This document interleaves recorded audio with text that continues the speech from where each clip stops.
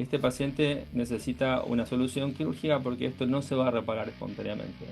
Las poleas para nosotros son muy importantes saber la situación de las poleas y es que también fueron reparadas porque eso incluye aparte de nuestro protocolo de rehabilitación otro protocolo para poleas, para cuidar estas poleas. Es importante tener el conocimiento de si estas hacen falta o fueron reparadas. Esta fue la sutura que yo por muchos años estuve usando. Y después fui cambiando a esta sutura de 8 cruzado porque nos daba mayor seguridad. Y esta es la clásica sutura de Kessler Pennington que deberíamos tratar de abandonarla como método único. En Cancún, doctor. Recuerde, septiembre en Cancún. A ver cómo se lo explica a mi mujer eso.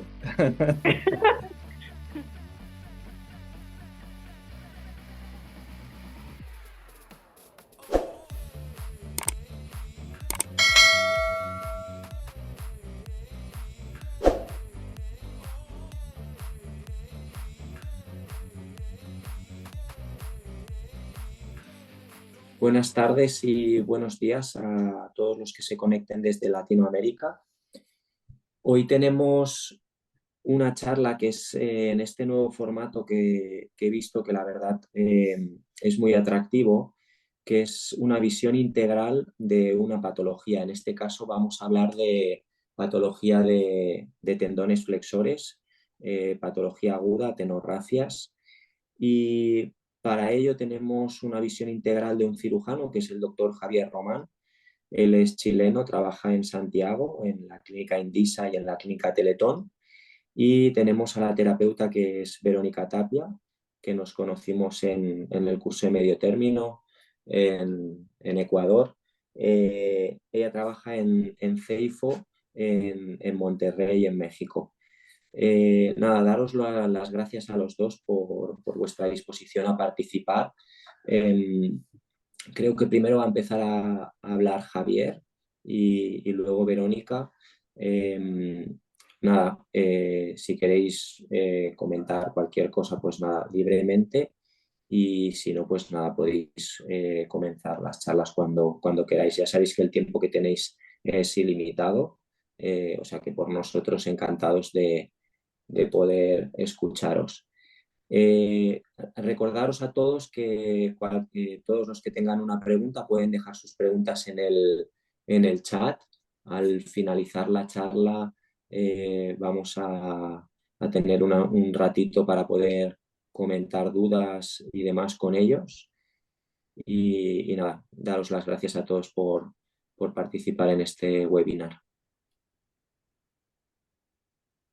Hola, muy buenos días desde Santiago, buenas tardes en España. Gracias por la invitación, estoy muy honrado y agradecido de esta instancia. Estoy viendo que está entrando hartas personas, incluso mi profesor Jefferson Braga de Brasil. Es un agrado tenerlos aquí en esta conversación que tiene por sentido hablar sobre un problema que tenemos todos los cirujanos y con Verónica nos pusimos de acuerdo finalmente en intentar hablar sobre flexores porque si no este webinar podría ser una locura.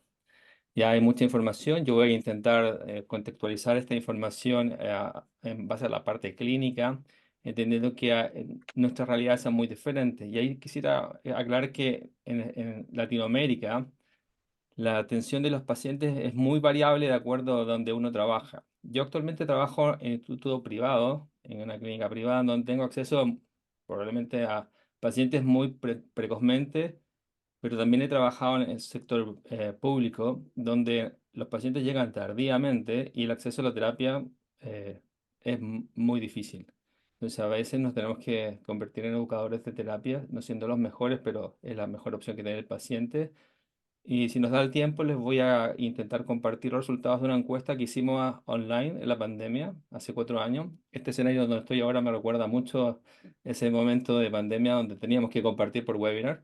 Así que sin más voy a empezar a conversarles sobre las tenografias de flexores. No tengo conflictos de interés con esta presentación. Y este es el escenario real, el escenario que todo cirujano se encuentra, idealmente precozmente, en la guardia. y vemos el paciente con un déficit de flexión, ha perdido la cascada, y este paciente necesita una solución quirúrgica porque esto no se va a reparar espontáneamente. Si entendemos cómo funciona esto, evaluamos al paciente y es muy importante que no perdamos de vista la evaluación del examen físico. El examen físico es muy importante porque nos va a orientar si hay una lesión de flexor superficial, profundo o combinada y sobre todo la cascada flexora y el efecto tenodésico. Esto es especialmente relevante cuando recibimos la llamada desde el servicio de urgencia, no estamos presencialmente, porque muchas veces lesiones se pasan por alto y las atendemos tardíamente por una falta de examen físico, que en realidad es una falta que se puede prevenir. Evaluar dirigidamente el flexor superficial y el flexor profundo con las maniobras específicas y el test de Sturhard o Milk test, que significa que si hacemos una compresión en la musculatura flexora, estos van a tener que responder con una forma armónica de flexión. Bastante simple en realidad. Los cirujanos se han puesto de acuerdo hace mucho tiempo en zona, la zona 2 llamada la zona de nadie porque no tenía resultados específicos muy buenos. Fue una zona que probablemente le tuvimos mucho temor. Yo terminé mi residencia de ortopedia el año 98 y aún en ese momento estábamos con muchísimas dudas, que afortunadamente en el tiempo han ido aclarándose y han ido llevando resultados un poco distintos, pero probablemente durante 25 o 30 años no hubo muchas cosas que cambiaran y efectivamente los últimos 20 años han cambiado muchas cosas y yo voy a tratar de presentarle lo que ha ido cambiando. Obviamente la anatomía no cambia, pero es importante entender que este sistema de polea es un esquema, es un patrón que generalmente se reproduce, pero que hay variaciones. Les quiero poner énfasis en la prepolea. La prepolea es la que está nombrada aquí como PA, que es este engrosamiento aponeurótico que muchos pacientes tienen y a veces da problemas en los dedos en gatillos o cuando hacemos una reparación para que la tengan en cuenta, porque si uno no la tiene en cuenta, en la reparación puede ser un punto de conflicto.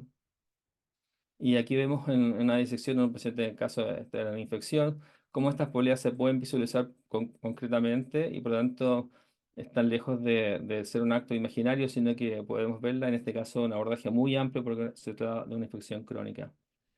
La subdivisión de estas zonas, no voy a profundizar mucho en esto, nos va a ayudar a entender que no todas las zonas 2 son iguales, ¿eh? Las zonas que son más distales tienen mayor conflicto por el entrecruzamiento de los flexores superficiales y profundos y vamos a tener consideraciones específicas en las cuales vamos a tener que tomar una decisión si reparamos solo el profundo, un superficial o podemos reparar los dos superficiales.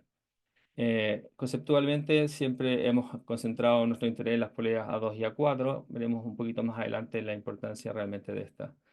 Y entender que los tendones son sistemas complejos en los cuales tienen una irrigación desde la cara volar y por eso que es importante, perdón, dorsal, y es importante que nuestras suturas también estén más bien por el lado palmar y dejemos la región dorsal que tiene una mejor circulación sin tocar.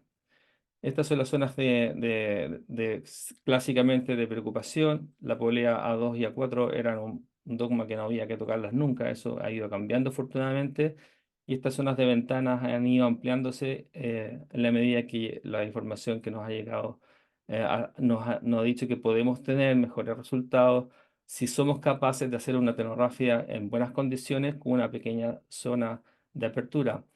Como lo muestra este diagrama, podemos hacer una área de trabajo que habitualmente va a estar entre 1,5 y 2 centímetros, con los cuales nosotros vamos a poder hacer una tenografía sin gran dificultad y vamos a tener en cuenta entonces que podemos sacrificar a veces la polea A4 en forma completa o incluso la A2 en forma completa en algunas situaciones especiales. En general, en cuanto a los abordajes, menos aquí es más. Cuando hacemos abordajes extensos, como les mostraba yo en el caso de la infección, la primera imagen que vieron antes, eso crea más cicatriz. Entonces, en general, cada vez más somos cuidadosos en que nuestra extensión sea la mínima posible y probablemente respetar algún segmento del dedo para evitar la formación de edema. La cicatrización intrínseca ocurre, pero necesita que estos tendones estén bien afrontados. Este es un proceso largo y está siempre amenazado por la cicatrización extrínseca, que es la que nos va a producir adherencia. Es por eso que la cicatrización intrínseca que nosotros deseamos va a depender de la calidad de la sutura, la capacidad que tengamos de afrontar estos bordes tendinosos y inducir un deslizamiento muy precoz para evitar la cicatrización extrínseca. Idealmente, y ahí probablemente el que más enfático en este tema es el Jim Butang, que dice que estos debiesen repararse el día de la lesión. Probablemente podemos conversar más tarde cuántos pueden hacerlo. Realmente son pocos los centros en que pueden reparar el mismo día. Idealmente dentro de los primeros 10 días. Si pasan más de 3 semanas, la cosa se complica mucho y en general nosotros tratamos de hacerlo siempre antes de los 14 días, idealmente dentro de la primera semana. Esto es una presentación global, hay muchas formas de hacer esto, desde los clásicos suturas de Bunel, pero sabemos y vamos a repasar de todas estas, dónde está la información más importante, qué debemos hacer de todo este abanico de técnicas distintas y vamos a hablar sobre los principios. Primero, la reparación tiene que ser atraumática. O sea, la tiene que hacer un cirujano que sepa manejar las partes blandas, que sepa manejar esta situación para no producir mayor daño. Y eso es relevante. Y esto lo hemos aprendido probablemente de nuestros colegas de cirugía plástica, los cirujanos más viejos que hacen disecciones con el bisturí, mínimo trauma, no tomar con pinza, no tomar con Kelly un tendón, evitar hacer cosas que hemos visto muchas veces. Así que la parte técnica atraumática, como toda la cirugía de mano, es probablemente relevante. Lo digo porque yo vengo del mundo de la ortopedia, nuestros colegas, mis compañeros ortopedistas que se dedican a otras áreas, no entienden muy bien estos conceptos de atraumático porque no lo requieren, pero nosotros sí. Eh, la reparación como concepto, como imagen, a lo menos una sutura de 4 hebras centrales. Ya vamos a hablar sobre eso, pero a lo menos 4 hebras.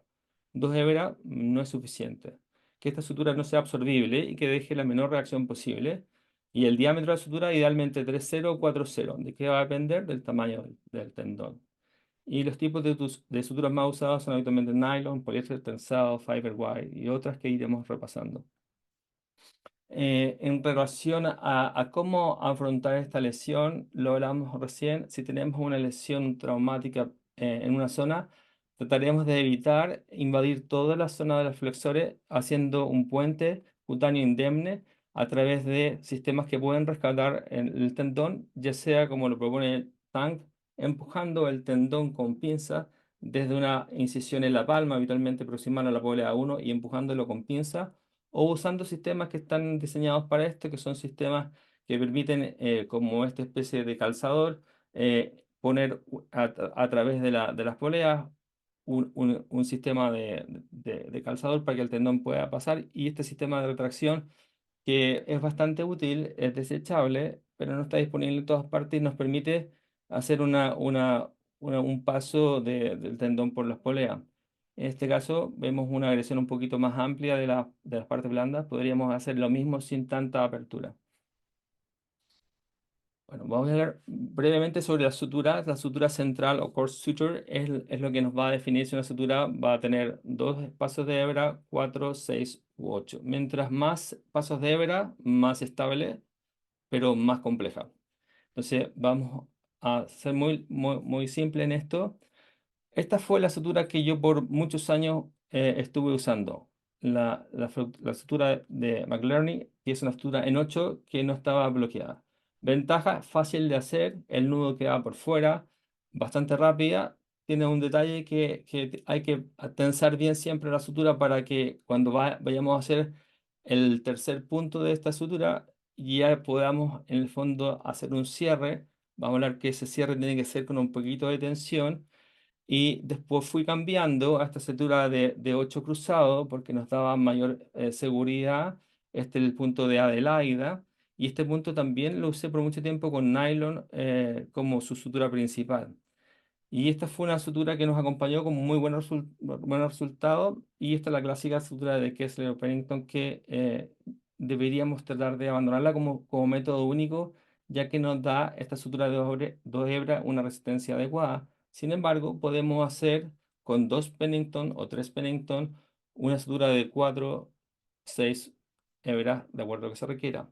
Y probablemente esto tiene que ver con el acceso a este tipo de aguja, que son las suturas que vienen dobles montadas, que es la sutura de Tsuge, Y estas son una técnica del IMSAI, que es una forma de hacerlo con dos hebras montadas en esta sutura, el loop, que como se muestra en el diagrama, permite hacer un cierre del tendón, una tendonografía.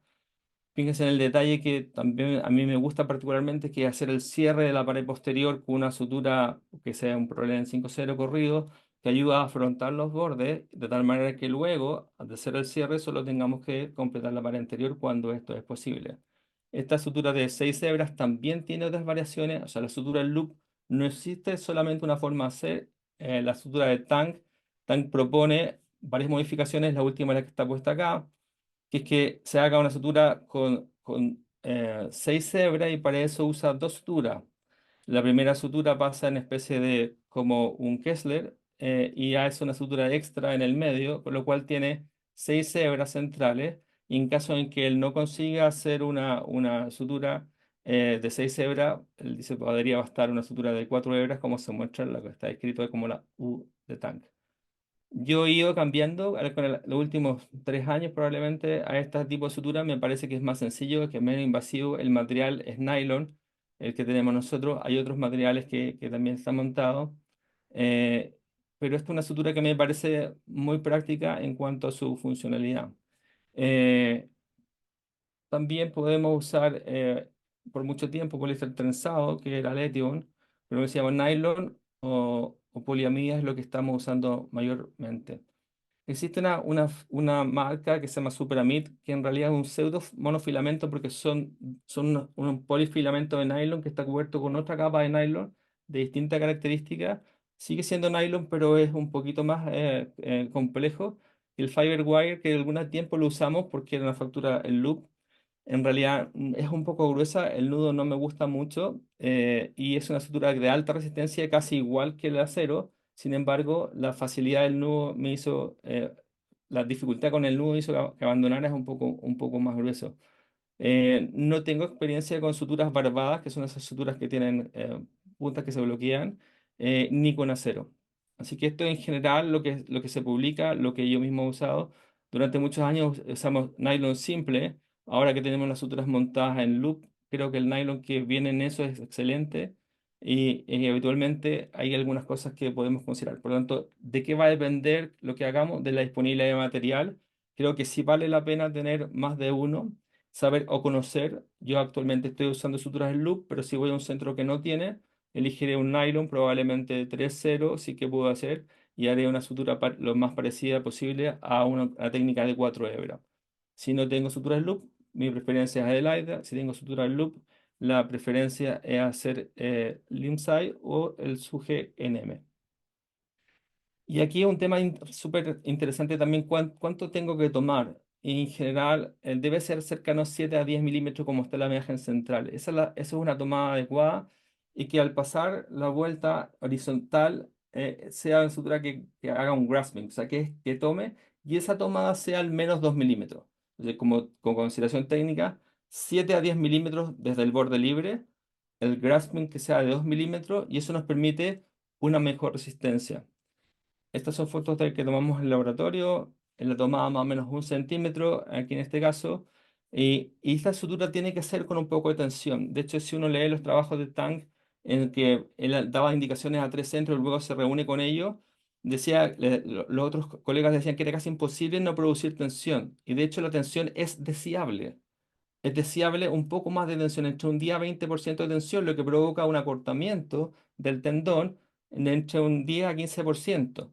Es decir, al hacer un poco de tensión, vamos a provocar un abultamiento y un acortamiento. El acortamiento no es muy significativo, son 2 milímetros habitualmente, o 2 o 3 milímetros, y vamos a dejar entonces un segmento un poco más pequeño, y también vamos a provocar un ensanchamiento que es natural y que es necesario. Esta foto demuestra lo interesante que es cuando producimos una sutura con acortamiento, cómo esta resiste mejor a las cargas en tensión. Ustedes ven cuando no hay acortamiento, en 15 newton ya estas suturas fallan. Cuando hacemos un acortamiento, estas resisten un poco más, de tal manera que el acortamiento y el abultamiento no son un problema, como antes pensábamos, sino que son algo probablemente deseable, siempre y cuando no sea más de un 10% de acortamiento y no más allá de un 20% de abultamiento. vamos a ver que ese abultamiento lo podemos vencer con el venting de las poleas. ¿Dónde van las suturas? Como estábamos hablando, la circulación viene por el lado dorsal, por lo tanto las suturas debiésemos tratar de preferirlas por el lado ventral. Y ese es un detalle técnico que no se considera mucho, pero me parece relevante. Estas son estructuras que requieren de cicatrización y para eso necesitan una buena estructura vascular. Entonces, la sutura palmar no afectaría la circulación intrínseca del tendón. Con respecto a la sutura epitendínea, solo un par de palabras. En general, las suturas epitendíneas aumentan la capacidad de soportar tensión, especialmente en aquellas suturas de 2 hebras. Cuando hay una sutura de 4 hebras, el aporte mecánico es muchísimo menor. Incluso Tang propone simplemente colocar un par de puntos para orientar. A mí todavía me sigue gustando la sutura corrida, como una sutura que orienta, que es así. También puede ser bloqueada. Y las suturas más complejas, como el Silver Sculpt, habitualmente no las hago porque no creo que aporten ninguna cosa adicional mecánicamente. Y eso está bastante descrito. Cuando tenemos una sutura de 4 hebras sólida. Y como decíamos, pueden ser un aporte en aquellas suturas de 2 hebras y una superación de más de 2 milímetros determina una pobre reparación y como hablábamos, debe ver un poco con presión y no debiésemos ver un gap luego de hacer nuestra sutura. La sutura que más se usa y la que también yo uso es Prolén, polipropileno, habitualmente de 5,0 de manera corrida. Eh, y si se puede, también es una cosa técnica, a suturar la pared posterior primero ayuda a que en el fondo la compresión no desarme nuestra sutura. 2 milímetros del borde, 2 milímetros de profundidad, ese tiene que ser una tomada que no sea tan fina y esto ayuda entonces a mejorar la resistencia. Y en aquellos casos que hablamos cuando tenemos la duda si suturar uno o dos, generalmente siempre vamos a suturar obviamente el profundo y cuando podamos vamos a suturar una hebra al superficial y tenemos otras suturas como este tipo de suturas de Becker que nos podría ayudar en el caso que tengamos solamente una hebra y ahí vamos a elegir de acuerdo a la calidad de nuestro tejido si vamos a usar una técnica u otra. Probablemente lo que más nos ha cambiado en la parte técnica es que el dogma este de no tocar nunca la polea 2 y A4 ya no es tan cierto. Sabemos que hay bastante evidencia de que es mejor hacer una reparación que permita el deslizamiento y ahí claramente la reparación con técnicas de Walland, de pacientes despiertos, nos ayuda a saber y confirmar si hay un atrapamiento y liberarlo. Pero podemos sacrificar incluso completamente la polea 2 si mantenemos la polea A1 y A3. ¿Cómo hacerlo? En general, lo más fácil es hacer una incisión en la línea media, se puede hacer lateral o un acortamiento de la polea. No hay una evidencia de que sea mejor que otra.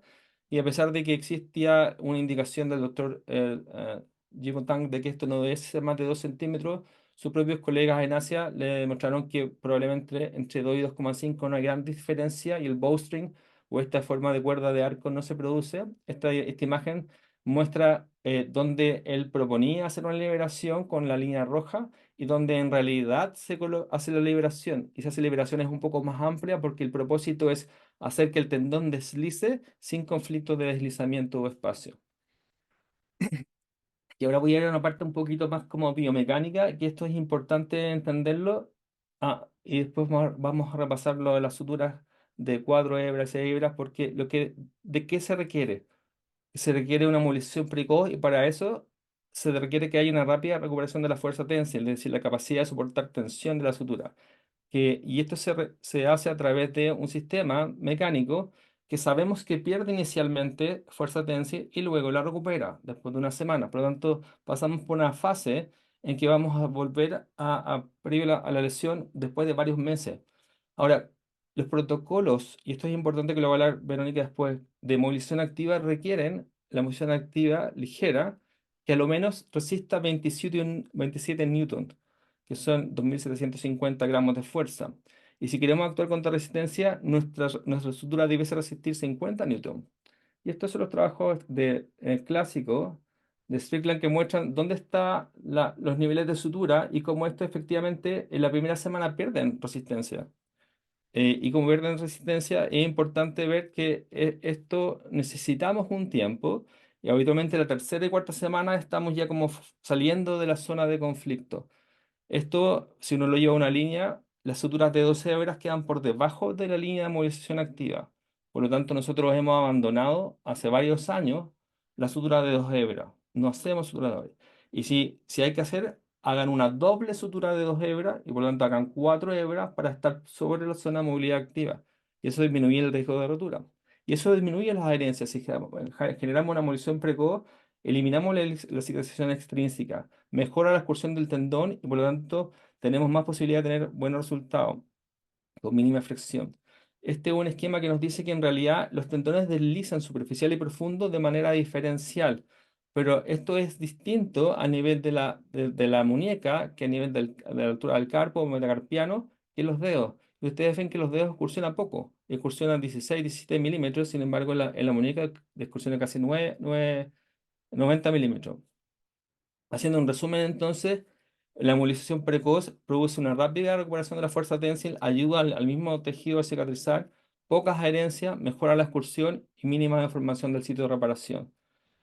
Teniendo esto en cuenta, entonces ahora vamos a ir a ver los tipos de sutura de 2 hebras centrales, típicamente, y que nos dicen que una sutura central no soporta más de 30 newton. Entonces tenemos que hacer algunas cosas iniciales, que fue bloquearla, y ustedes ven que los números aquí acompañan algo, pero no son tan significativos como cuando tenemos suturas de 4 hebras. La sutura de 4 hebras que está arriba, la que les mostré, la sutura en 8, la sutura en 8 cruzada, y van viendo los newtons, la resistencia al gap de 2 milímetros. Y eso significa que sobre tirada carga, solo después de 50 newtons vamos a encontrar un gap. Un gap significa desastre, ruptura.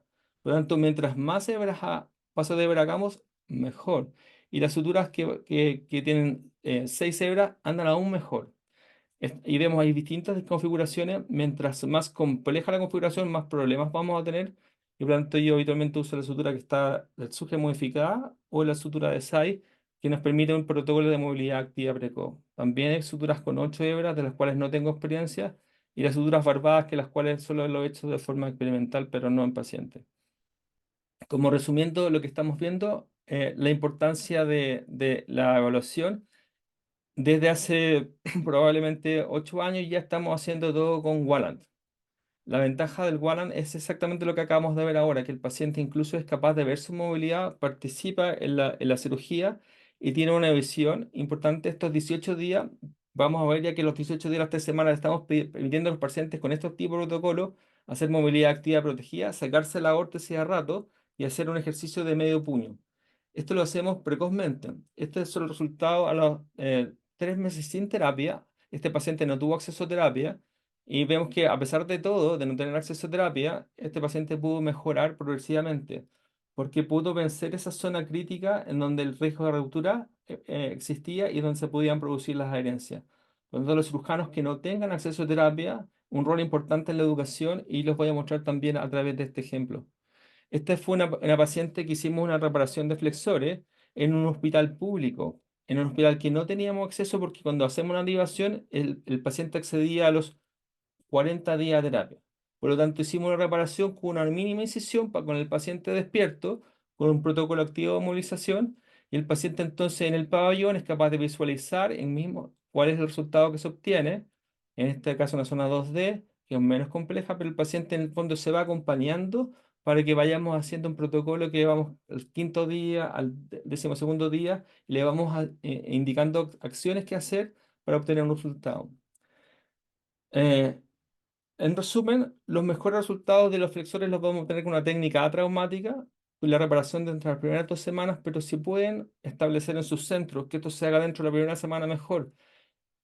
Yo ya estoy un poco más viejo y no estoy haciendo la llamada de urgencia, pero si se puede hacer el mismo día, aún mejor.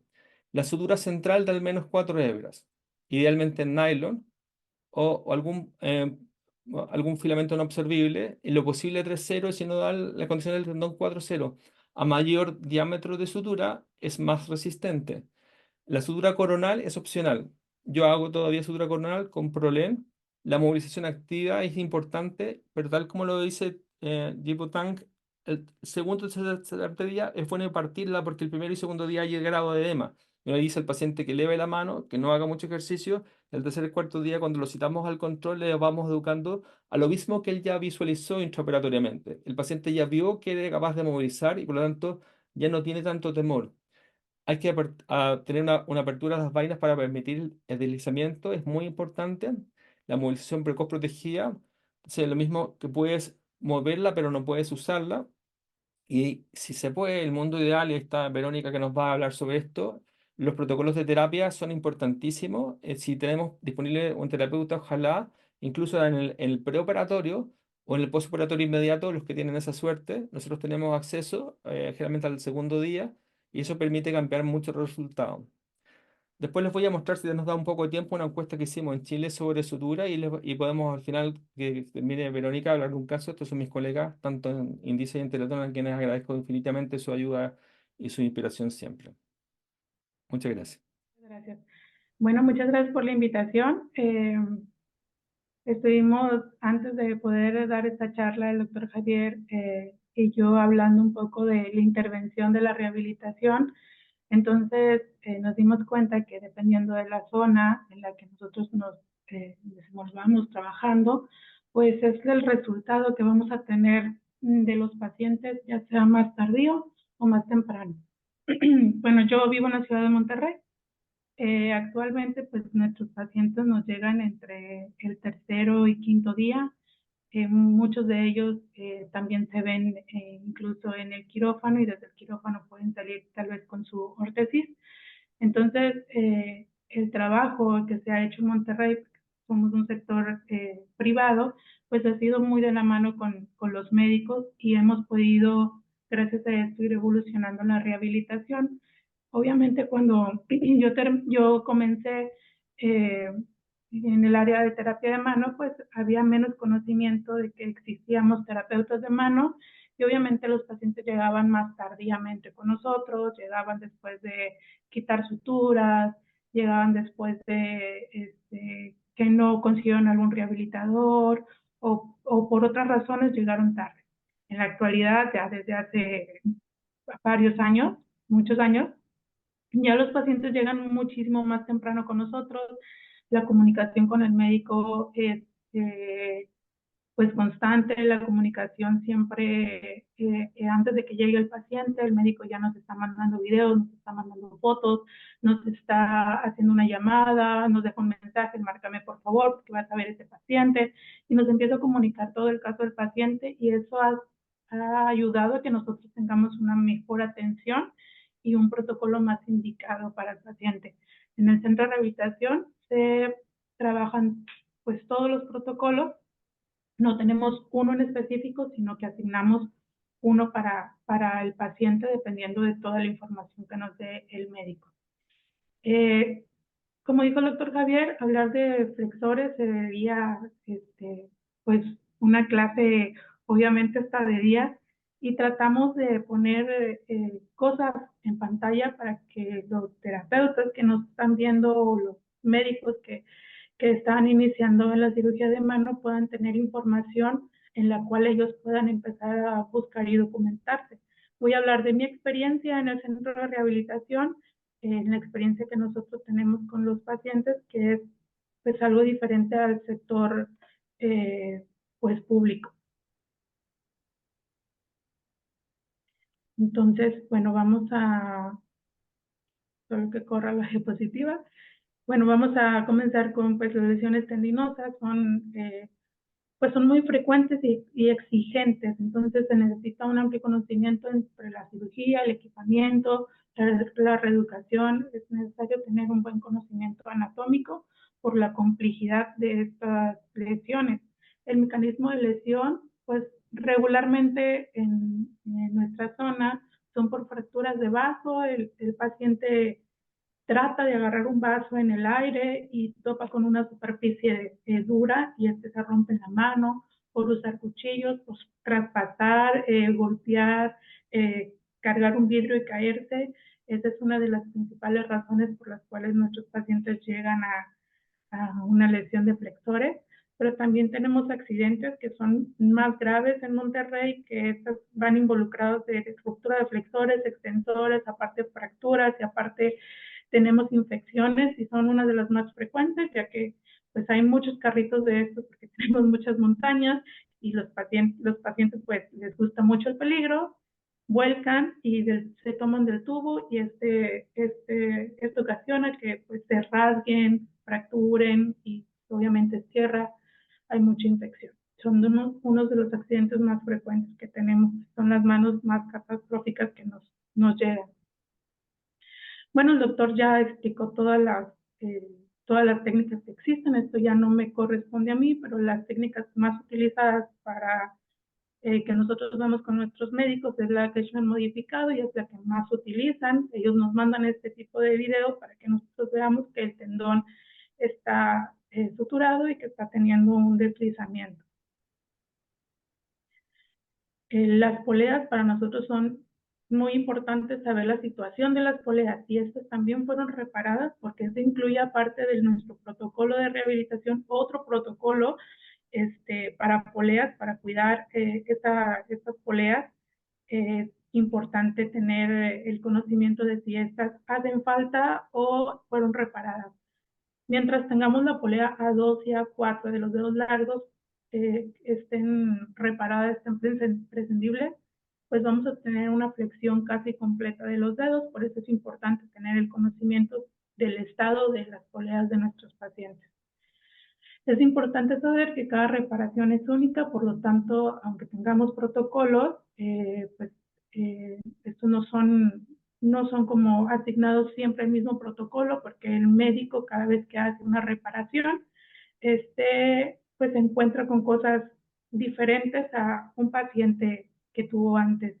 Entonces, es importante saber que la cicatrización, la rigidez articular, el edema son algunos factores que pueden atrasar o adelantar un protocolo de rehabilitación. Entonces, ¿qué protocolo vamos a elegir? Pues es algo difícil, es complicada la estructura de la mano, es complicada la anatomía de la mano. Los protocolos, aunque están escritos, no se pueden utilizar como una receta de cocina, no es que nosotros vayamos siguiendo los pasos, porque aparte son muy específicos. Yo les voy a poner aquí los títulos de los protocolos, ustedes van a poder buscar y ahora sí como ver y entender lo que les estoy tratando de transmitir. Es necesario una amplia investigación terapéutica y no termina solo con investigar qué ejercicios podemos hacer o cuándo comenzar, cuándo poner la férula. No solo es como sabernos la receta de cocina, sino también es hacer un trabajo en equipo con el médico y poder saber su trabajo quirúrgico. Es por eso que nos hemos dado la tarea desde hace varios años el poder tratar de asistir a los congresos de cirujanos de mano para nosotros conocer sus técnicas, pues más que nada conocer las técnicas obviamente de los cirujanos con los que trabajamos, pero también qué más están haciendo en otras partes del mundo y así poder acompañar nuestra rehabilitación con el conocimiento de ellos. Entonces, pienso que es importante para poder rehabilitar a un paciente investigar. Entonces, existen libros, obviamente en nuestra carrera, obviamente en congresos, cursos, certificaciones, investigar es muy importante la literatura, pero también es importante ir aprendiendo de cada caso. Creo que por ahí leí una vez una frase que no hay mejor libro que un paciente, entonces es importante no tratar al paciente como si nosotros lo viéramos todo el tiempo, sino ir aprendiendo del caso específico del paciente.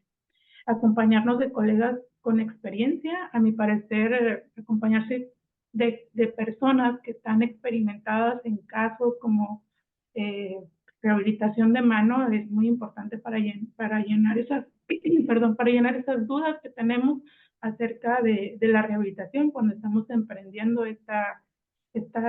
pues este camino para poder aprender a rehabilitar o la experiencia de rehabilitar tenorragias. La evidencia científica documentada, pues es con el objetivo de sistemizar y analizar la información. Es muy importante documentar a tu paciente, obviamente con el consentimiento de cómo llegó, cómo va avanzando, y eso en algunos casos poderlo ir replicando si te funciona alguna técnica más que otra. Entonces, para mí, una de las cosas más importantes es poder ir documentando toda la evidencia que tengas acerca del paciente. Y bueno, en la actualidad tenemos diferentes protocolos, voy a mencionar algunos, como la movilización pasiva de Durán, tenemos la movilidad activa asistida de Kleiner, Durán y Hauser, que apuestan por una movilización pasiva de flexión y extensión.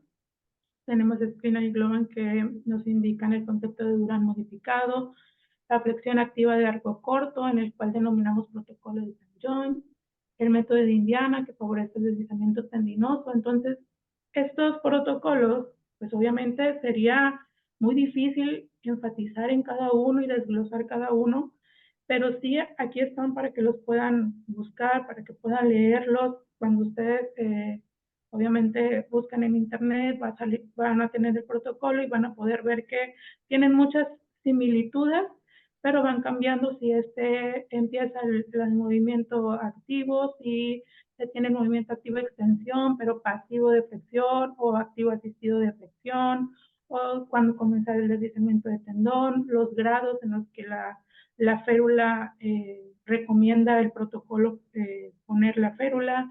Entonces, nos vamos a encontrar con ese tipo de situaciones en cada protocolo.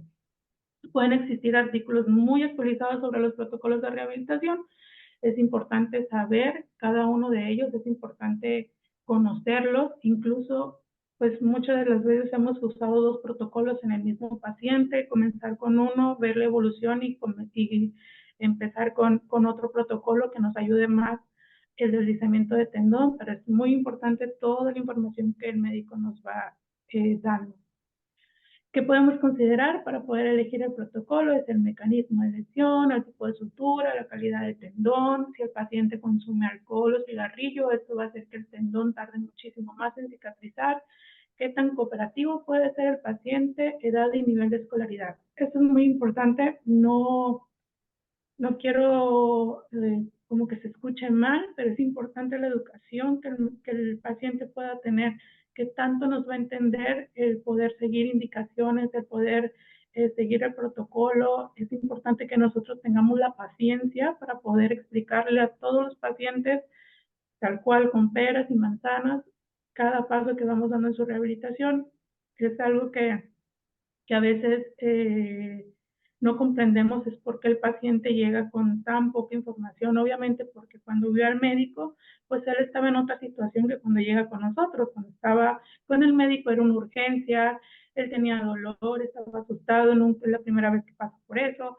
Entonces, les recibe toda la familia las indicaciones, pero pues es como recabar información de varias personas. Entonces, lo importante también es que cuando lleguen nosotros, toda esa información que ellos están recabando la pongamos en plano, le digamos, este va a ser el protocolo que nosotros vamos a seguir. Ellos piensan que quitando puntos ellos pueden ya continuar su vida. Es importante que les digamos que esto va a tardar varias semanas, quizás 9, 12 semanas, que tenemos que seguir un protocolo, que se tienen que seguir indicaciones, que es muy importante, si no la sutura se va a reventar, todos los cuidados y encaminarlo en cada día tenemos que ir dando indicaciones nuevas y verificar que las que hemos dado hayan sido ya entendidas.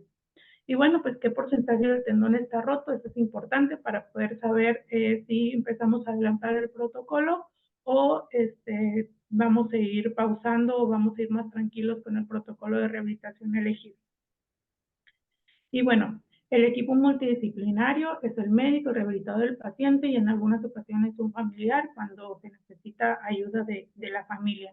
Esto va a causar que haya muy buena comunicación, compromiso, confianza de la familia, el médico, que el equipo que se ha formado confíe el uno en el otro y una muy buena coordinación para poder hacer esta rehabilitación. Nuestro primer paso, porque no puedo hablar por semanas, porque no estamos hablando de un protocolo en específico, pero voy a hablar por etapas en lo que debemos de empezar a hacer. En la primera etapa, que la férula puede durar entre 4 a 6 semanas, es importante analizar qué tipo de férula el paciente pueda necesitar. También esto es importante, no es solamente comenzar a ver las lesiones tendinosas y ver el libro y empezar a hacer órtesis, porque lo indica el libro así. No es una receta de cocina, hay que analizar, hay que ver qué es lo que espera el médico de esa reparación, hay que ver cómo se desenvuelve el paciente en su vida cotidiana.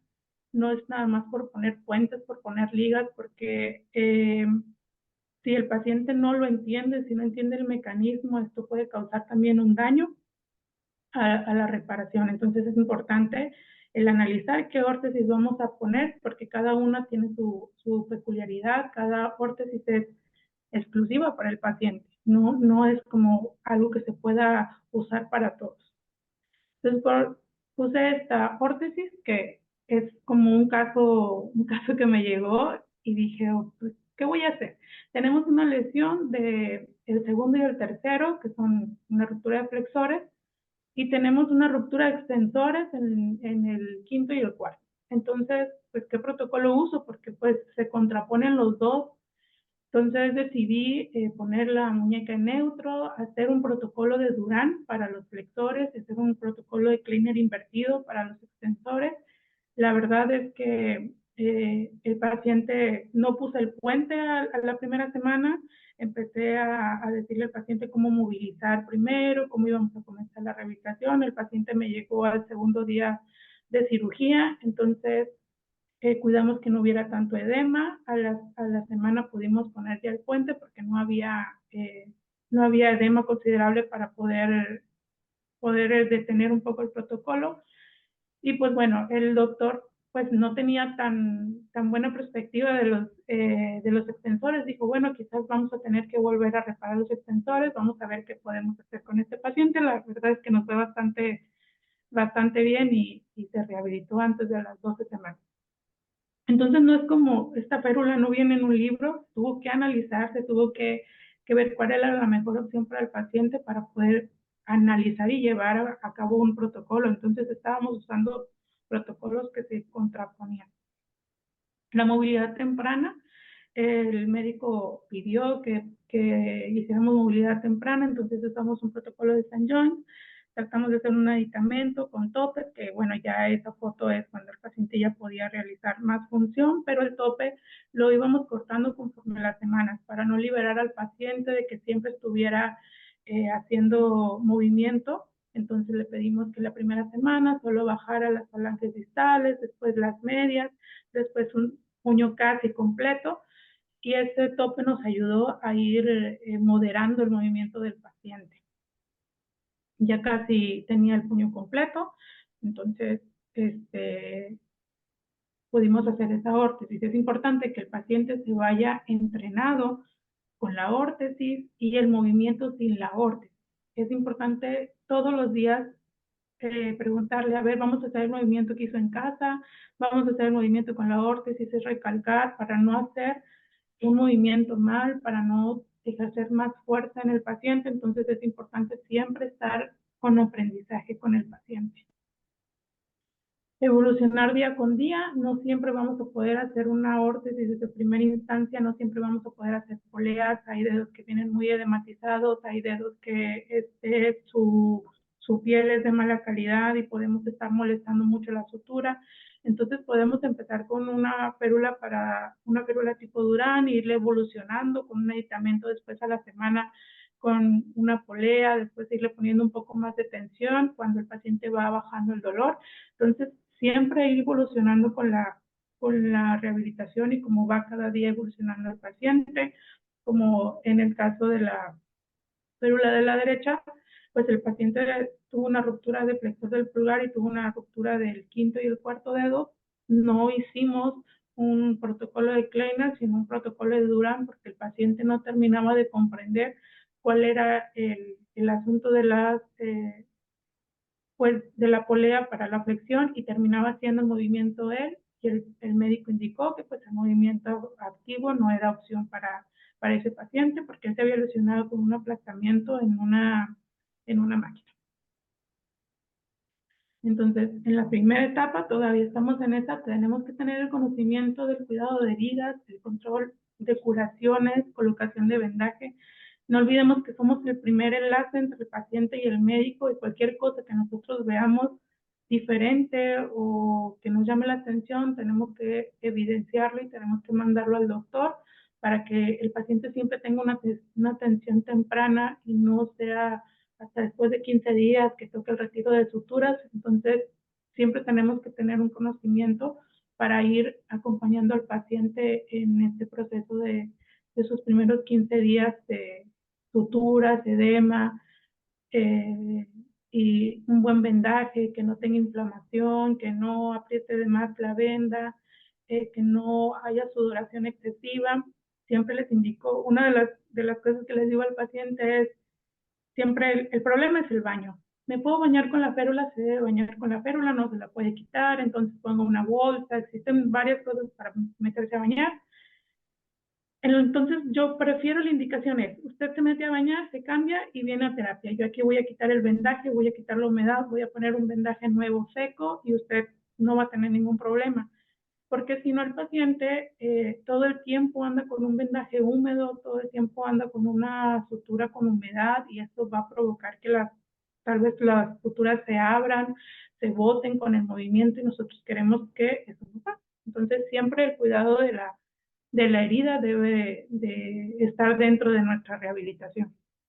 El efecto de tenodesis, eso se lo vamos explicando al paciente porque es una forma en la que tenemos como para liberar las articulaciones, el poder tener una extensión total de los dedos y una flexión total de los dedos, una extensión total y flexión total de la muñeca. Es un equilibrio entre flexores y extensores y hay que comprenderlo pues bien. La muñeca en flexión pues da unos dedos en extensión y la muñeca en extensión da unos dedos en flexión. Entonces es importante que el paciente entienda que esto no se trata de abrir y cerrar, sino el movimiento viene de la muñeca y los dedos van relajados. Hay que entrenarlo con el paciente y no pedírselo hasta que esto sea, no pedírselo en casa hasta que esto sea muy bien comprendido en rehabilitación.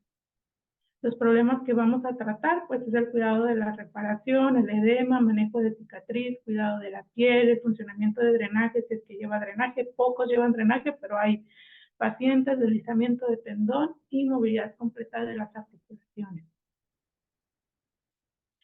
Es de gran importancia para nosotros que nuestro paciente esté totalmente informado de cada avance. Entonces es importante, como ya lo he repetido en varias diapositivas, siempre entrenar al paciente en cada paso que nosotros vamos, decirle el por qué y para qué estamos haciendo pues, la técnica, para que él entienda el protocolo que va llevando. Eso nos va a ayudar mucho para que el paciente ayude en caso con rehabilitación, sepa qué hacer y qué no hacer y esté comprometido con el caso. Entonces, reentrenar al paciente todos los días es importante para nosotros estar seguros que estamos teniendo una buena comprensión del tema. Comenzamos con el manejo de cicatriz. Esto se puede hacer con sutura. Es importante que se haga después de que la sutura comienza a sangrar, después de los 5 o 6 días. Esto ya deberíamos empezarlo a mover para evitar adherencias, para tener un buen deslizamiento del tendón, que eso eso va a ayudar a que no haya una cicatriz sobre el tendón. Comenzamos la etapa 2. Ya no estoy hablando de semanas, sino de etapas donde nosotros ya vamos a tener el movimiento. Entonces, dependiendo de la rehabilitación, dependiendo del protocolo que hayamos elegido, es lo que va a provocar que nosotros tengamos cierto tipo de movimientos con el paciente, ya sea activo, pasivo, activo asistido. Entonces es importante ir acompañando en este proceso al paciente e ir explicando. Pues el objetivo sigue siendo disminuir el dolor, disminuir el edema, evitar rigidez y seguir promoviendo el deslizamiento del tendón. Recuerden que tenemos que comenzar el deslizamiento del tendón entre el 7 y el 9º día, por más tardío que sea, y promover ese movimiento hasta el 21 día para evitar las adherencias. Por eso es que tenemos una mano muy rígida cuando el paciente llega a destiempo, llega a la segunda o tercera semana, pues obviamente el tendón está adherido completamente en la cicatriz. Raquel Cantero, en su documento de flexores, cita a Sabeck, que en 1987 demostró que la muñeca a 45 grados de extensión era menor la fuerza necesaria para vencer la fuerza pasiva de la musculatura extensora extrínseca, y que en la muñeca cero existe una mayor resistencia a la flexión, pero no mayor que la muñeca estuviera en flexión. Entonces, es importante que cuando nosotros tengamos un paciente con movilidad activa, permitida, nosotros tengamos la muñeca en extensión, porque eso hace que los flexores tengan menos, necesitan menos fuerza para poder flexionar. Si nosotros, aparte de eso, flexionamos la muñeca y le pedimos al paciente que flexione, esto va a provocar que los extensores ejerzan fuerza contraria y tengan más resistencia en poder flexionar. Entonces, creo que leer este documento de Raquel Cantero va a ayudar mucho también para que podamos entender este sistema de la movilidad temprana. Iniciamos el movimiento, iniciamos en la etapa 3 del deslizamiento del tendón, sigue siendo nuestra prioridad deslizar el tendón, entonces es importante comenzar los ejercicios de deslizamiento para que el paciente pueda replicarlos en casa. En la etapa 4, pues iniciamos el movimiento de prensión sin resistencia, comenzamos la reeducación de la flexión, que el paciente comience a tener actividades de pinza fina, pinza gruesa, por simples que parezcan estos ejercicios, pues obviamente son complicados para ellos volverlos a integrar. Entonces es importante que nosotros estemos reeducando antes de comenzar un fortalecimiento. Aquí comenzamos en etapa 4 a extender los dedos con muñeca simultáneo, no llevarlos a la fuerza, sino estar promoviendo esa extensión. En la etapa 5 comenzamos pues ya la presión con resistencia. En esta etapa tenemos que tener extensión total de muñeca y pues ya estaríamos en la semana 7 y 8. Ahí ya tuviéramos que tener la mano en extensión con los dedos en extensión sin aún cargar peso. Entonces, esta sería una rehabilitación totalmente ideal, que nuestro paciente vaya en forma con el protocolo elegido.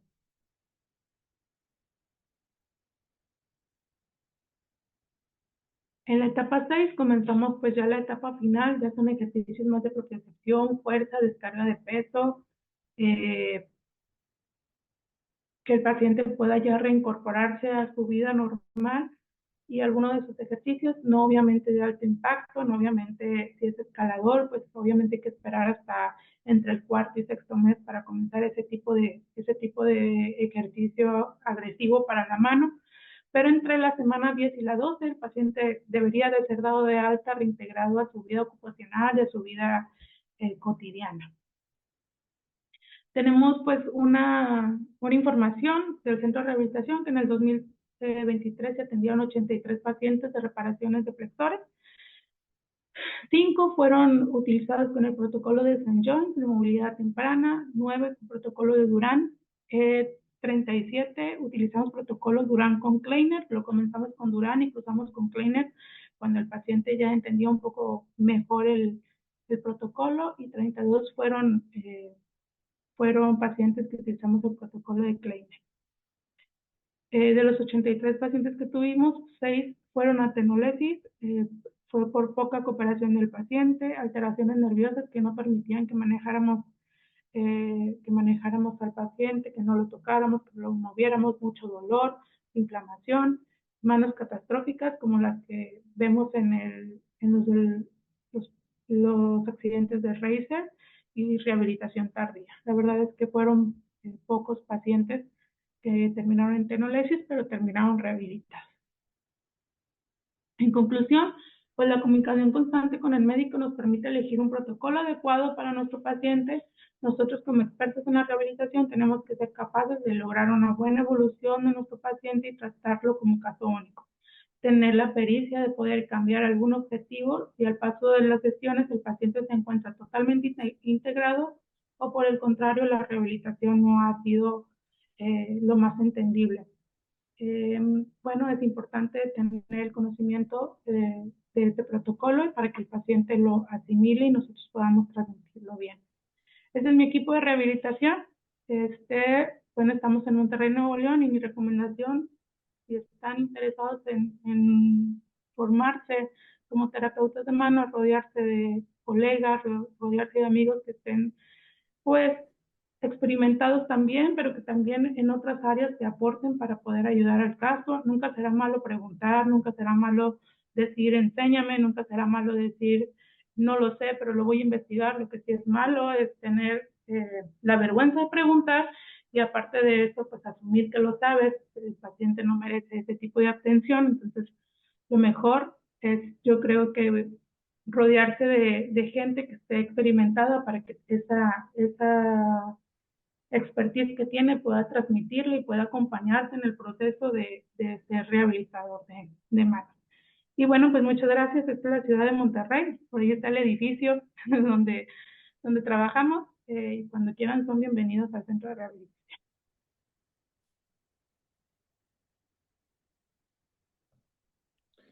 Excelente, Verónica. Nada, felicitaros a los dos porque las charlas se han complementado muy bien. El tema se ha completado, yo creo que de una forma satisfactoria. Han habido casi 100 participantes en 98, 99. En algún momento ha estado la sala llena, o sea que nada, eso es sinónimo de éxito. Y nada, quería empezar un poco por las preguntas que han habido en el chat. Eh, Porque Javier ha ido respondiendo, pero creo que es adecuado que todos se enteren de las preguntas y de las respuestas, porque no todo el mundo está pendiente del chat. Eh, Javier, estás por aquí, ¿no? Estoy aquí, estoy aquí. Vale, perfecto. Algunas, bueno, la mayoría las has ido respondiendo, pero creo que es adecuado que todos estén al caso.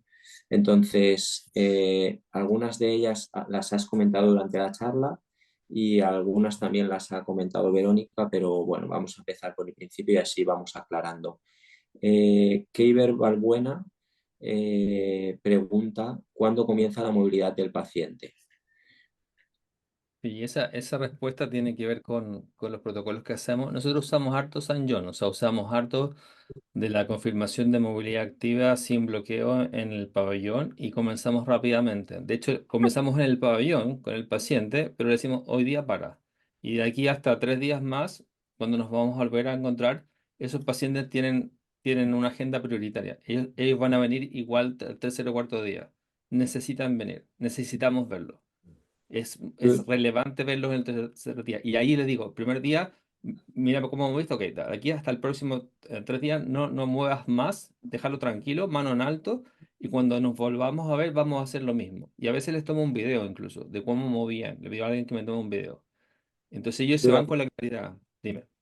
durante esos 3 días, ¿hacéis alguna pauta de corticoides o No, algún vendaje cohesivo para bajar edema o no? no, la indicación es la mano en alto, que la mano la tenga a la altura del corazón o en el cuello, que la mantenga ahí. Y si quiere mover, que lo puede hacer, pero muy suave, que no se empeñe. ¿Eh? Dice, no por empezar antes va a ser mejor. Se deja que usamos un poco las palabras de Lalonde, que la naturaleza haga su tiempo, que descanse. Y no usamos corticoides porque eso podría disminuir la respuesta a reparación potencialmente. En los pacientes que vemos al tercer día que están con problemas de edema, sí usamos corticoides ahí ocasionalmente, pero muy ocasionalmente. La mayor parte responde bien. Y el tercer día, cuando los vemos, afortunadamente la terapeuta trabaja el mismo piso, vamos con ellos a terapia, o la terapeuta viene. Trabajamos al mismo lugar. Es muy importante esa acción con la terapeuta porque nos vemos el video, lo que consiguió, el paciente refuerza lo que tiene que hacer y se va con su habitualmente cambio de férula de yeso a una órtesis. Pero no somos muy enfáticos en que mueva solo en casa, porque hay gente que se nos ha confundido y dice, mira, doctor, lo que estoy haciendo. Y eso no es lo que queremos, porque a veces se complica la cosa. Verónica, si quieres intervenir, las preguntas también son para ti, eso, las preguntas son para ambos, ¿vale?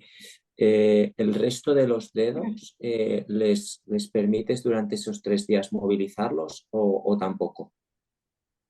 Sí, le permite hacer una movilización, pero muy ligera, digo. Puedes mover como cuando uno quiere soltar un calambre de los dedos, así, ligeramente, pero no quiero que haga el ejercicio ni use la mano. O sea, no puede usar el computador, no puede manejar, obviamente. Las personas a veces no tienen conciencia de lo que estamos hablando. Sí, sí, pero puedo ir a jugar al fútbol. No puede hacer, tu mano está convaleciente. Y convalescencia es algo que especialmente a los jóvenes les cuesta mucho entender. A los que somos más grandes ya no tanto, pero la convalescencia, eso que tengo, no puedo hacer algo, tienes que limitar tu movilidad, les cuesta. Pero pueden mover los otros dedos ligeramente, pero no pueden usar la mano. Eso le decimos. Vale, esta Bueno, pregunta para... nosotros, ay, perdón, No, puedo, no, adelante, adelante. por el tipo de férula que nosotros comenzamos a hacer o hacemos desde temprano, pues ya sea si el paciente tiene reparación, no sé, del segundo y tercer dedo, yo le digo al paciente que es para mí muy importante que comience a utilizar las pinzas de sus otros dedos para abotonarse, subir cierres, tal vez peinarse un poco, que comience a utilizar esos dedos para que no pierda la movilidad, pero obviamente no puede cargar cosas pesadas, no puede jalar, no puede empujar. Si esto no es entendible para el paciente, bueno, entonces hacemos una férula completa y vamos como cortando cuando el paciente ya comprendió un poco más la dinámica.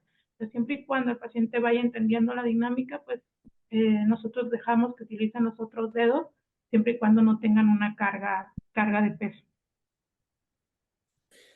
Perfecto, porque mira, la siguiente pregunta de Camila Ulla era si utilizan alguna inmovilización en el posoperatorio, eh, un poco para que nos especifiquéis el tipo de férula y en qué posición se inmovilizan cada una de las articulaciones. Sí. Voy a comenzar yo en el punto de la posición porque Verónica lo enfatizó bien. Ya no hacemos una férula de flexión de muñeca, dejamos idealmente neutro o quizás 20 grados de flexión si la reparación nos dio alguna dificultad, pero idealmente neutro, la metacarpofalángica entre 30 a 40 grados de flexión y las interfalángicas libres o una férula de yeso corta que le permita al paciente extender contra un tope, pero que le permita luego hacer ejercicio. Si nos da tiempo, yo tengo un video que podemos ver al final del acompañamiento de esto mismo que estoy diciendo, pero por días. Entonces, le grabé todos los días cuando vino y hacemos el tope en vez de con un sistema termoplástico con apósito. Le ponemos un apósito y llega hasta ahí. Luego le vamos soltando el apósito y a medida que van pasando los días le damos más libertad. Cosa que a la tercera semana el paciente tenga, ojalá, los dedos en la palma. Y lo más importante es evitar la rigidez interfalángica proximal. Si le decimos que idealmente a la semana él debiese ser capaz de extender la interfalángica de ese dedo haciendo flexión de la metacarpofalángica, porque si no los dedos quedan muy rígidos. Entonces, para evitar la rigidez, lo hacemos participar, pero eso es imposible, aun con el paciente despierto, hacerlo todo en pabellón. Es mucha información. Entonces, por eso que el control del tercer y cuarto día para mí por lo menos es relevante, porque permite ver que el paciente haya cumplido con la indicación, que no está muy hinchada, y contactar con el terapeuta y poner los objetivos de esa semana. Al final de esta semana, en 10 días más, tú vas a ser capaz de extender completamente la interfalángica y vas a llegar a la mitad del puño. Nosotros promovemos la extensión total de los dedos desde que ponemos la férula y soy muy enfática con el paciente y le digo, si usted tarda más en poder tener sus dedos en extensión, más contractura se va a hacer y más vamos a tener que tener, bueno, más va a tener dolor, más vamos a tener, pues, que el tendón se adhiera a la cicatriz por la posición que tenemos de los dedos en flexión, entonces es muy importante que la férula está derecha, sus dedos siempre deben de estar pegados al termoplástico para que sus dedos no se vayan a flexión y no se vayan a contractura. Entonces, sí trato de ser como que muy específica en esos puntos, pues nos tardamos, yo creo que en lo que estoy haciendo la férula estoy explicando 1 hora y media, media hora más tal vez para poder que el paciente entienda la dinámica y siempre estarlo repitiendo para no tener que el paciente vaya con el doctor y vaya con la mano en contractura. Por eso cuando dije somos el primer filtro entre el paciente y el médico, yo creo que esas son las cosas que los médicos se encuentran cuando el paciente no asistió a rehabilitación o solo fue la primera cita y ya no fue, que los pacientes llegan en contractura de las falanges medias y después es difícil porque es doloroso llegar otra vez a la extensión total de los dedos, por eso el efecto de tenodesis tiene que ser bien aprendido para que el paciente nos ayude con esa rigidez, que no haya, esa rigidez sería lo más esencial.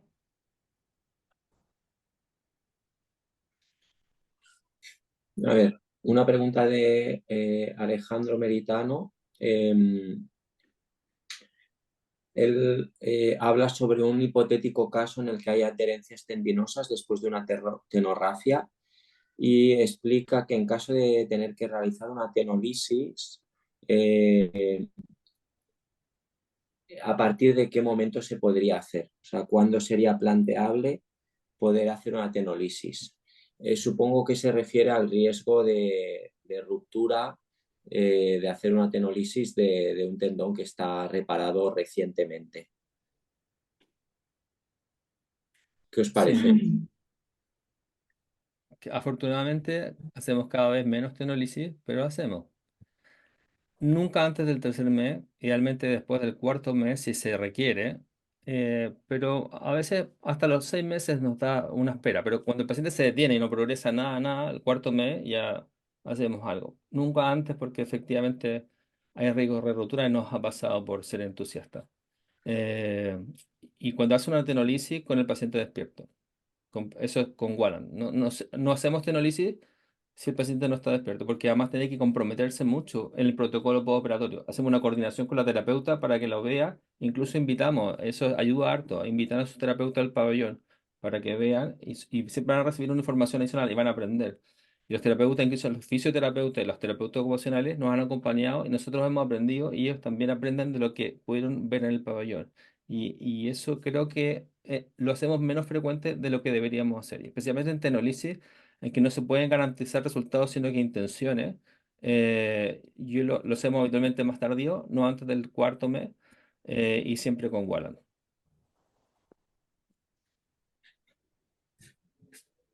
¿Tienes algo más que decir, Verónica?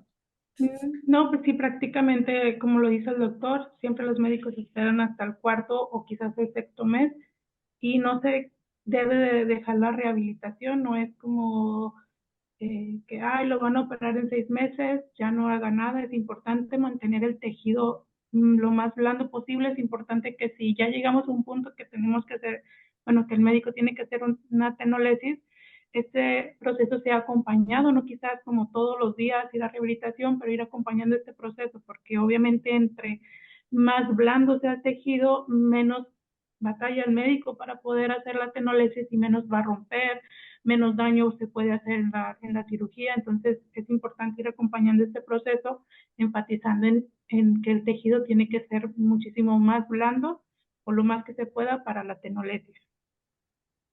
No sé si claro, y además para evitar rigidez articular. En vuestra experiencia, ¿qué complicación tenéis más a menudo? ¿Rupturas o adherencias tendinosas? Adherencias tendinosas.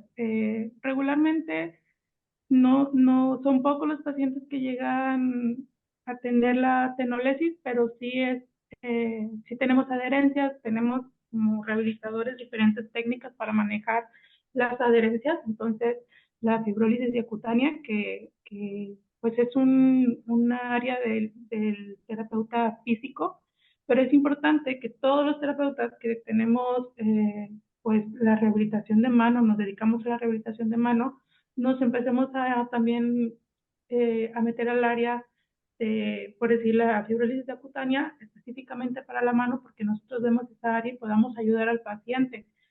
Como le dije, es un área que ven los rehabilitadores físicos, pero yo creo que cuando nosotros nos dedicamos a la mano tenemos que ser integrales, no podemos hacer solo cosas de terapeutas ocupacionales o terapeutas físicos, tenemos que formarnos integralmente en las técnicas para poder ayudar al paciente.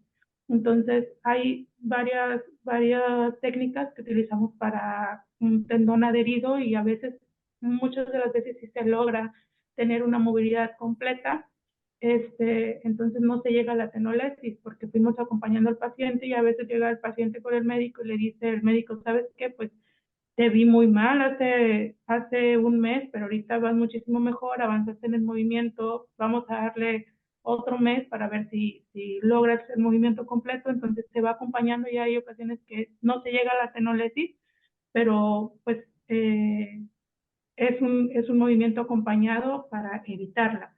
Si se tiene que hacer, pues bueno, siempre lo sugiero, no es decirle al paciente que mejora si se quede, se tiene que hacer, se tiene que hacer y seguir acompañando en el proceso.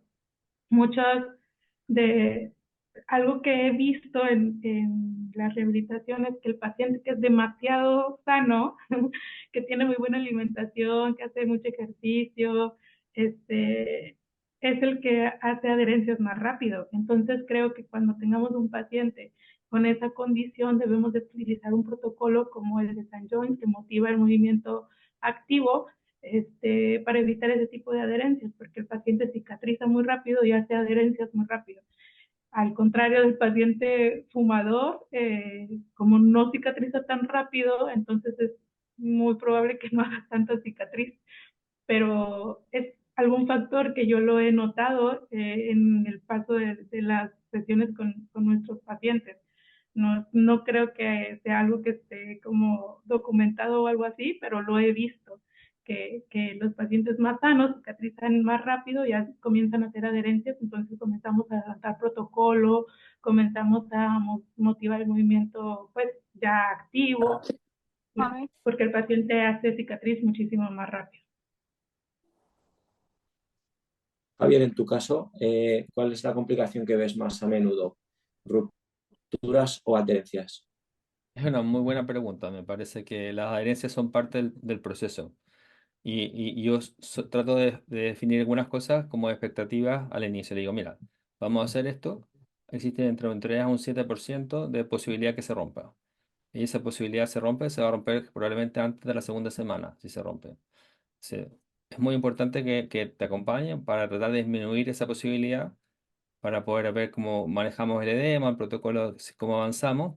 Pero las adherencias son parte del proceso, es una parte de la cicatrización. La cicatrización va a ocurrir igual. Y en la idea de movilizar, yo digo, vas a caminar en una pequeña sendero donde no se rompa y no se pegue. Entonces, y que ese sendero es personal. Por lo tanto, no lo puedes decir tú ni yo, vamos a tener que verlo en el camino y con el terapeuta. Y eso ayuda a que los pacientes también entiendan cuando ocurre una rotura, que hay que actuar rápido y es mucho mejor, creo yo, resolverlo en el momento, ah, porque todavía están las condiciones, que pensar en otras cosas que a veces uno dice, no, si va a mejorar.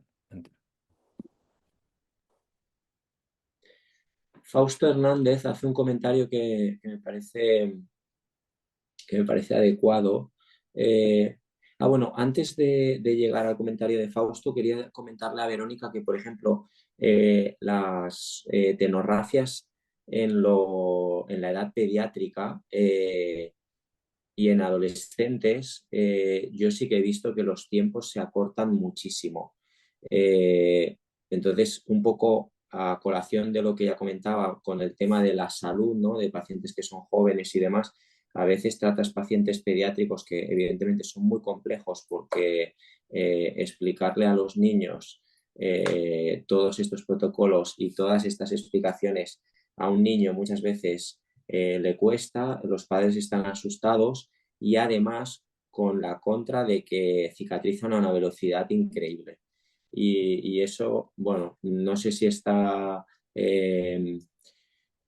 reflejado en la literatura, pero vaya, es cierto que los pacientes de edad menor o pacientes jóvenes o adolescentes curan mucho más rápido, es mucho más frecuente que hagan adherencias y además por miedo, supongo, a que no comprendan bien todo el protocolo de terapia, muchas veces se inmovilizan más tiempo del debido y estos son los que habitualmente caen con mayor frecuencia en adherencias. Eh, Creo que son los pacientes más difíciles. Tenemos pues en contra tal vez que es un niño y que todo le duele, que todo tiene miedo. Nos hallamos en una terapia con llanto, con gritos. Aparte de eso, nos hallamos a unos papás que pues a cualquier papá no le gusta ver sufrir a su hijo. Le damos indicaciones a los papás, pero llegan y nos dicen, es que le duele mucho y no le hice los ejercicios, entonces pues tenemos todo, todo en contra, el paciente va cicatrizando muy rápido, pero tampoco podemos dejar sin férula porque pues, siguen siendo niños, todo está en peligro y sí son los pacientes más difíciles, por más de que nosotros queramos hacer algo pues bien, eh, terminan con adherencias o sí terminan haciendo una tenolesis porque las indicaciones, por más de que se repiten y se repiten, pues como que no, la circunstancia no se engloba, no, el engrane no empieza a correr al mismo tiempo que nosotros quisiéramos y es difícil.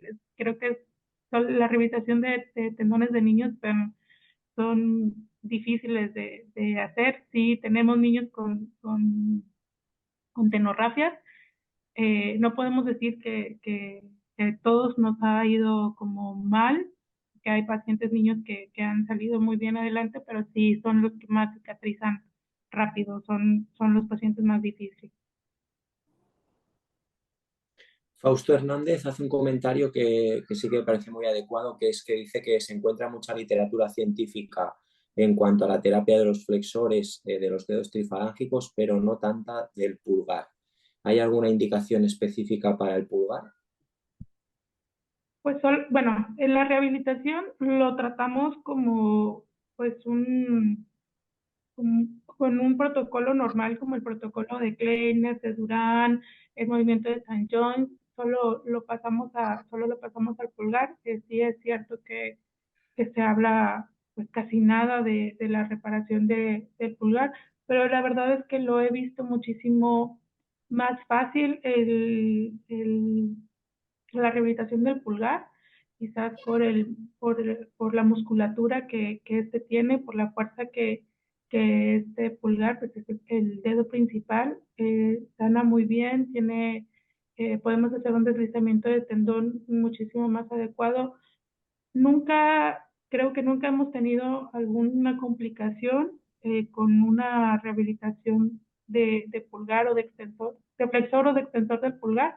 Creo que siempre avanzan bastante bien y se recuperan bastante bien los pacientes. Creo que tenemos más complicación con los dedos largos de la mano que del pulgar.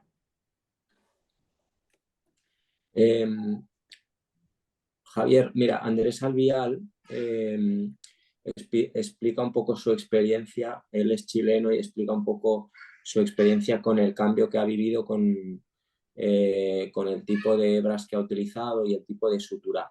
Entonces, creo que esto es muy importante, sé que lo has dicho en las conclusiones, pero vuelve a repetir un poco cosas fundamentales que tenemos que tener en cuenta en una tenorragia, es decir, cuantas más suturas, cuantas más hebras en la sutura central, grosor de esa sutura, tipo de sutura, cantidad de tendón que hay que coger, un poquito volver a Sí, resumir eso porque creo que es importante. sí, desde el punto de vista técnico, en términos de la tomada, que la toma de la sutura, el largo del paso desde el vértice del borde libre tiene que ser entre 7 y 10 milímetros. Yo trato que sea 10 milímetros, un centímetro. Que la sutura que va a ser el grasping que sea a lo menos de 2 milímetros, porque si es muy angosta no hace un verdadero grasping. Luego que cuando haces el afrontamiento, comprimas un poco, o sea, perdón, déjalo, perdón, Tiene que quedar un poquito bulky, ¿no? un poquito porque sé que me estaba entrando una llamada y eso me distrajo. Y ese abultamiento es necesario para que en el fondo, al haber tensión, esto se ordene.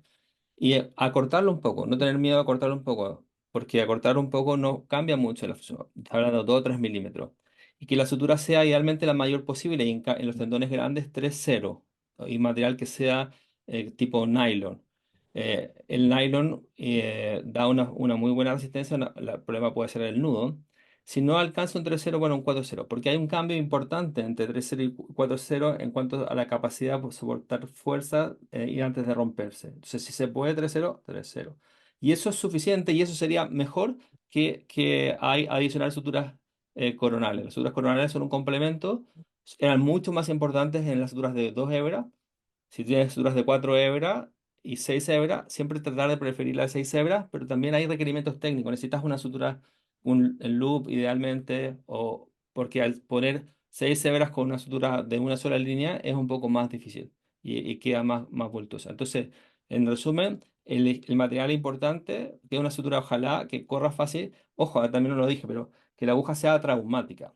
Porque hay montadas sobre esta en agujas redondas y agujas que cortantes. El problema de la aguja cortante que la última pasada, ¡pum! cortas y no te das cuenta, una de las pasadas que hiciste antes. Entonces, estas vienen montadas en agujas redondas o en agujas triangulares. A mí me gusta, aunque cuesta un poco más, la aguja redonda, porque sé que en ninguna pasada voy a cortar un punto que tenga entre medio. Y ser bien ordenado, o sea, que esto es como todo, digamos, hay que tener un cierto orden y darse el espacio, preparar el espacio para la sutura, igual que cuando hacemos la micro. Nos preparamos para hacer la sutura y por eso tenemos la posición del paciente, el venting adecuado, la separación de la vaina, 2 centímetros está bien, no hay problema en abrir y tener un espacio que nos permita una sutura adecuada. Y para nosotros la clave es probar la sutura, que el paciente la pruebe y que no haya una separación. Si hay una separación, cortamos y hacemos de nuevo. No le damos tanta importancia a dónde queda el nudo, ¿ah? La verdad es que depende de la sutura, el nudo queda por fuera, por dentro. Ahora yo prefiero que queden más por fuera que por dentro. Como por las suturas del loop, los nudos te quedan afuera y no hay problema. ¿Tienes experiencia con...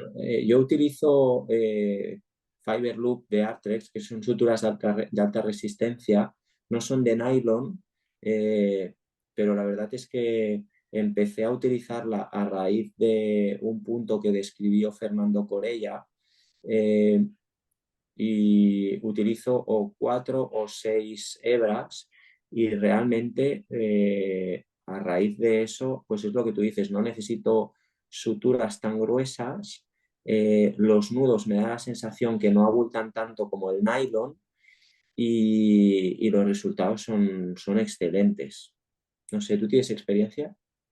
Sí, algo. Conozco perfecto la sutura que describe Fernando, y hace una cosa técnica que es interesante, que además deja el nudo escondido en una incisión en el tendón. Ujú, Entonces, eso también ayuda. Ahora, lo que no me gusta de la aguja del fiber es que es gruesa. ujú, Es ancha, versus las otras suturas de origen japonés que vienen montadas sobre una aguja más fina. Entonces, ujú.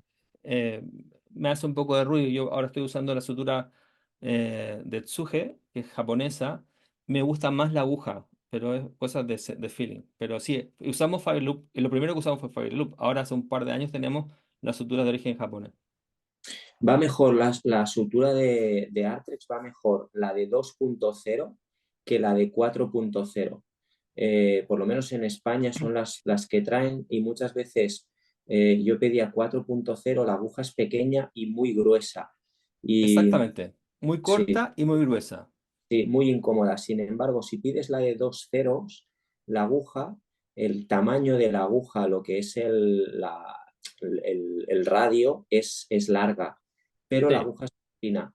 Y yo con esa es con la que lo acabo haciendo. Bueno, has contestado otra de las preguntas que estaban en el chat, que es lo del tema de las poleas y la vaina, de hacer un buen espacio, que eso también quería que lo dejase remarcado, porque muchas veces la gente hace mini abordajes y le da miedo abrir poleas a 2 o a 4 por todo este conocimiento que viene históricamente instaurado y a veces, pues bueno, abrirla no pasa nada y hace que los tendones no bloqueen. Eh, ta, ta, ta, ta.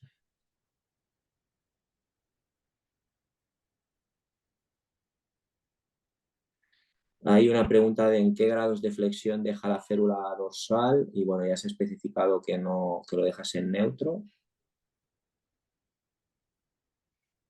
La muñeca en Verónica. neutro, la metacarpofalángica en flexión y los dedos extendidos. Un poco como lo mostró Verónica también. La muñeca en neutro.